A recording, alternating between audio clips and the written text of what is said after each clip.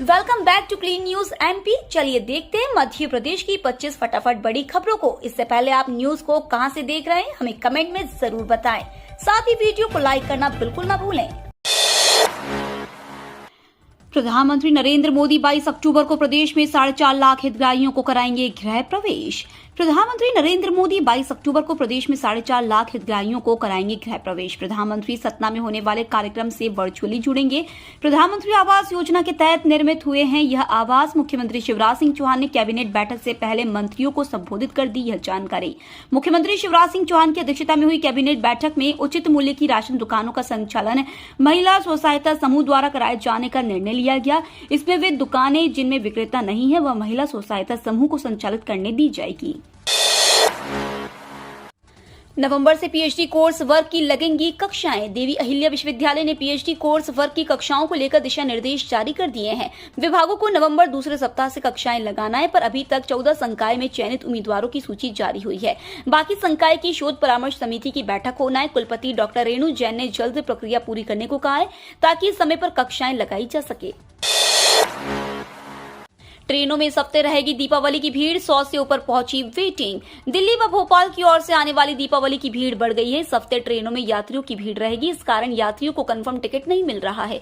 लंबी दूरी की ट्रेनें नो रूम दिखाने लगी। अब तत्काल टिकट ही सहारा बचा है। दीपावली के बाद छठ पूजा का लोड बढ़ जाएगा। अब तत्काल टिकट ही सहारा बचा है। लोगों ने दीपावली को लेकर पहले से टिकट बुक कर लिए थे। कई ट्रेनों में 22 और 23 अक्टूबर की तारीखों में नो रूम घोषित कर दिया गया है। रेलवे अधिकारी भी कह रहे हैं कि दिवाली पर 2 दिन पहले से ट्रेनों में तिल रखने की जगह नहीं होगी। चेकिंग पॉइंट से बचने वालों के घर भेजा जाएगा ई चालान। हेलमेट न लगाकर चेकिंग पॉइंटों पर पुलिस से बच निकलने वालों को भी अब हेलमेट न लगाने के कारण जेब ढीली करना पड़ेगी। पुलिस ने तय कर लिया कि अब हेलमेट चेकिंग के साथ बिना हेलमेट लगाए 2 पहिया वाहनों में घूमने वालों के घर ई चालान भेजा जाएगा। शहर में चल रहे हेलमेट अभियान के कारण हेलमेट लगाकर वाहन चलाने वालों की संख्या बढ़ गई है। अब शासकीय कार्यालयों में भी बिना हेलमेट प्रवेश नहीं मिलेगा। 8 करोड़ किसानों के खातों में पीएम किसान योजना के 16,000 करोड़ रुपए ट्रांसफर। देश के किसानों को कल पीएम मोदी ने दिवाली गिफ्ट दिया है। प्रधानमंत्री नरेंद्र मोदी ने कल राष्ट्रीय राजधानी दिल्ली में पीएम किसान सम्मान सम्मेलन का उद्घाटन किया। इस मौके पर किसानों से जुड़ी अहम योजनाओं की शुरुआत की गई है। पीएम मोदी 600 पीएम किसान समृद्धि केंद्रों का उद्घाटन किया।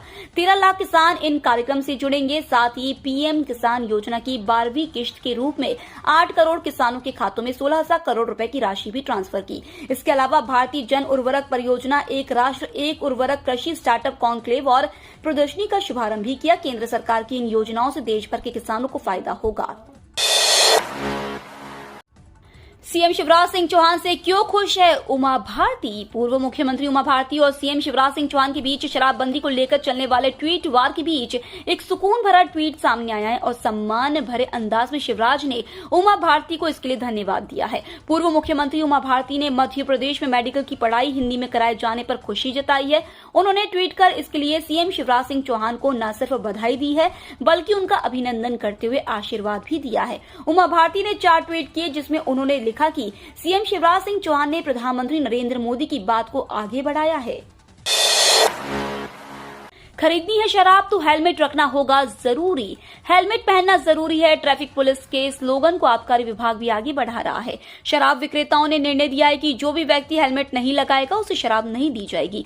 जबलपुर की अधिकतर शराब दुकानों के बाहर पोस्टर लगाए गए हैं जिसमें लिखा है कि हेलमेट नहीं तो शराब नहीं। वहीं शराब दुकानों में लगे पोस्टर के माध्यम से यह भी बताया गया है कि हेलमेट पहनना अनिवार्य है। जो व्यक्ति हेलमेट नहीं पहनेगा उसे शराब नहीं दी जाएगी। कर्मचारियों अधिकारियों के लिए जरूरी खबर।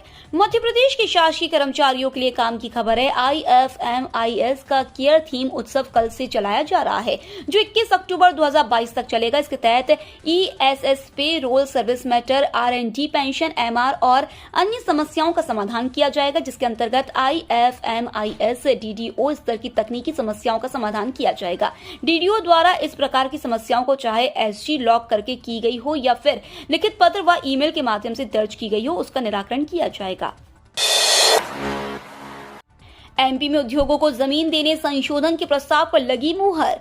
मध्य प्रदेश में शिवराज कैबिनेट की अहम बैठक हुई। मंत्रालय में मुख्यमंत्री शिवराज सिंह चौहान की अध्यक्षता में हुई बैठक में कई प्रस्तावों पर मुहर लगी है। कैबिनेट की बैठक के बाद प्रदेश के गृह मंत्री नरोत्तम मिश्रा ने कैबिनेट में लिए गए फैसले की जानकारी दी। दरअसल इस कैबिनेट बैठक में आज 6 माह में 6 बड़ी योजनाओं के लिए आभार जताया गया है।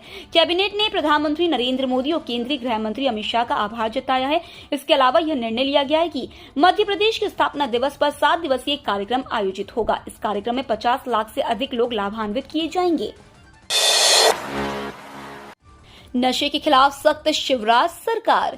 मध्य प्रदेश में नशे के खिलाफ शिवराज सरकार काफी एक्टिव है। प्रदेश के विभिन्न शहरों में सख्त कार्रवाइयां पुलिस द्वारा की जा रही है। 2 अक्टूबर 2022 से सीएम शिवराज सिंह चौहान ने पूरे प्रदेश के लिए नशा मुक्ति अभियान शुरू करने की घोषणा की थी, जिसके बाद से पुलिस अवैध शराब और अन्य नशीली पदार्थ के स्थानों पर लगातार छापामार कार्रवाई कर रही है। अब तक कई लोगों के खिलाफ प्रकरण भी दर्ज किया जा चुका है। सोमवार को भी राज्य के अलग अलग जिलों में नशे के खिलाफ पुलिस सख्त कार्रवाई करती नजर आई। साल भर की नौकरी के बाद ही हो जाएंगे ग्रेजुएटी पाने के हकदार। देश में जल्द लागू होने वाले नए श्रम कानून में कर्मचारियों के लिए कई प्रावधान किए गए हैं, जो उनके लिए काफी फायदेमंद भी साबित होंगे। नए श्रम कानून के लागू होने से निजी क्षेत्र के कर्मचारियों के लिए take home salary, provident fund में योगदान और काम के घंटों में अहम बदलाव होंगे। नए लेबर कोड में प्रस्तावित बदलाव से कर्मचारी के रिटायरमेंट फंड और ग्रेजुएटी की रकम में भी इजाफा होगा।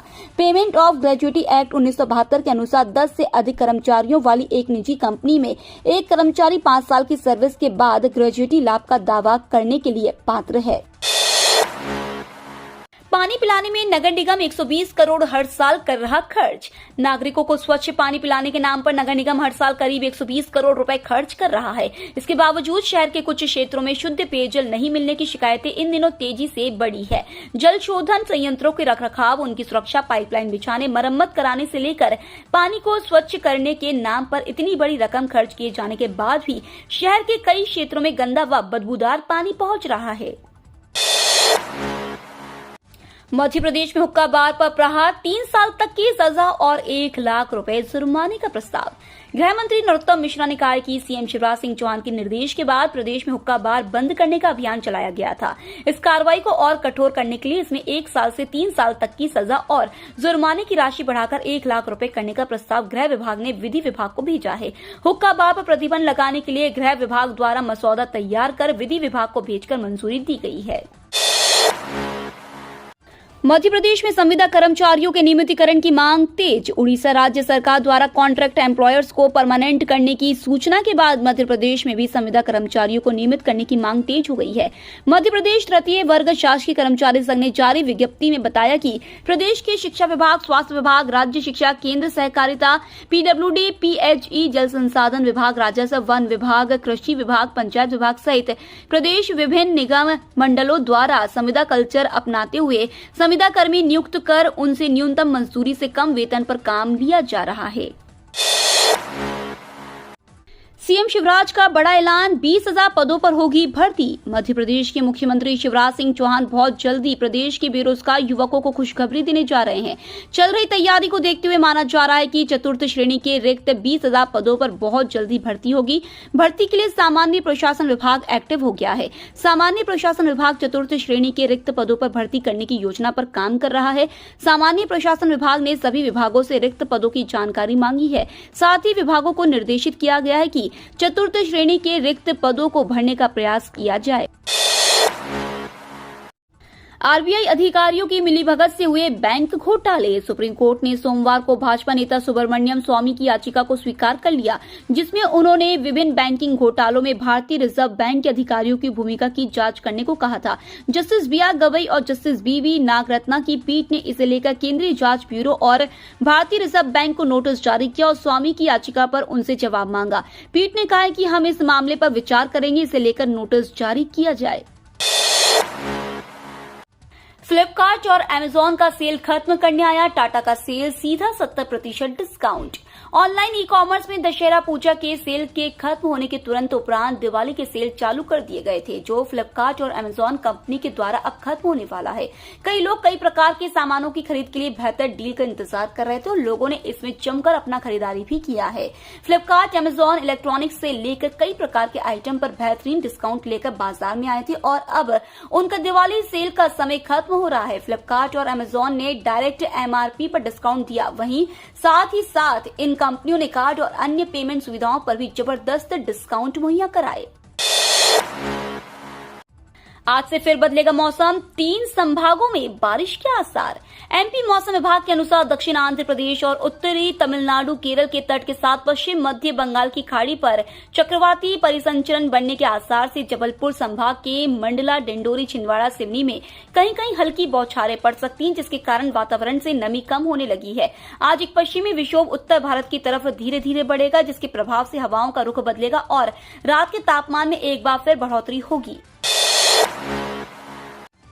सरकार ने बंद की कोविड टीकों की खरीदारी, बचे हुए 4,337 करोड़ रुपए वित्त मंत्रालय को वापस। कोरोना वायरस के कम होते मामले और टीका लगवाने वाले लोगों में कमी को देखते हुए केंद्र सरकार अब से और कोविड-19 टीकों की खरीदी नहीं करेगी। स्वास्थ्य मंत्रालय ने साल टीकों की खरीदारी के लिए आवंटित 4,237 करोड़ रुपए वित्त मंत्रालय को वापस कर दिए हैं।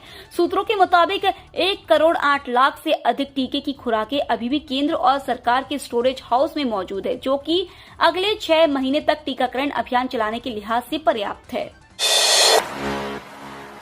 बिजली इंजीनियरों के आंदोलन से वितरण कंपनियों को 500 करोड़ से ज्यादा के नुकसान की आशंका।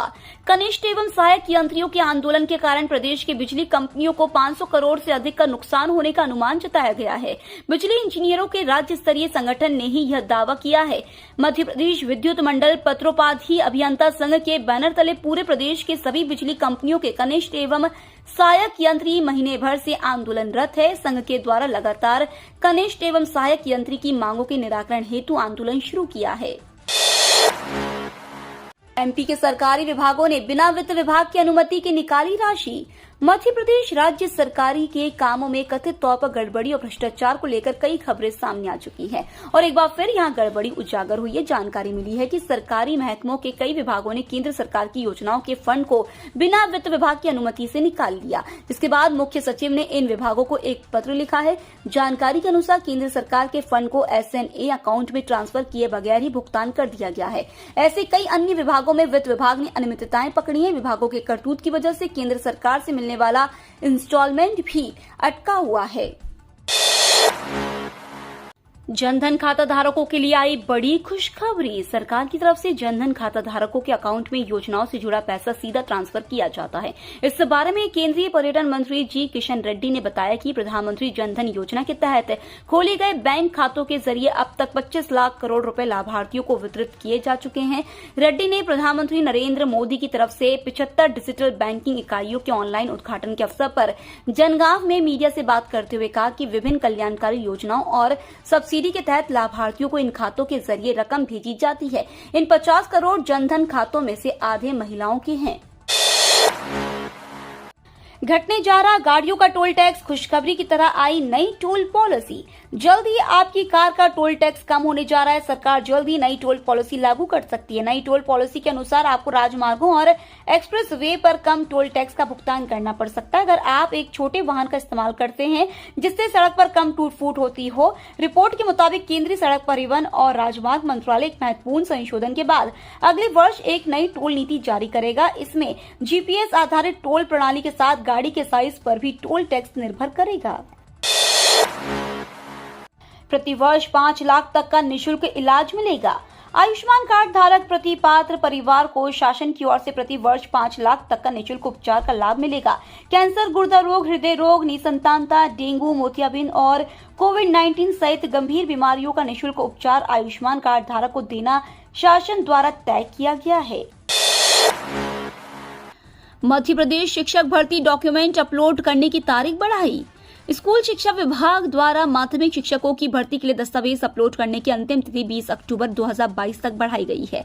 आयुक्त लोक शिक्षण अभय वर्मा ने बताया कि अभ्यर्थी एमपी ऑनलाइन पोर्टल trc.mponline.gov.in पर दस्तावेज अपलोड कर सकेंगे। साथ ही 30 सितंबर 2019 के विज्ञापन के आधार पर ऐसे अभ्यर्थी जिन्होंने दस्तावेज अपलोड कर सत्यापन कराया था किंतु मेरिट कम होने से नियुक्ति नहीं हुई है, उन सभी अभ्यर्थियों को पुनः दस्तावेज अपलोड कराना अनिवार्य होगा। ये तो थी आज की 25 फटाफट बड़ी खबरें। अगर आपको न्यूज पसंद आई हो तो चैनल को सब्सक्राइब करना ना भूले। धन्यवाद।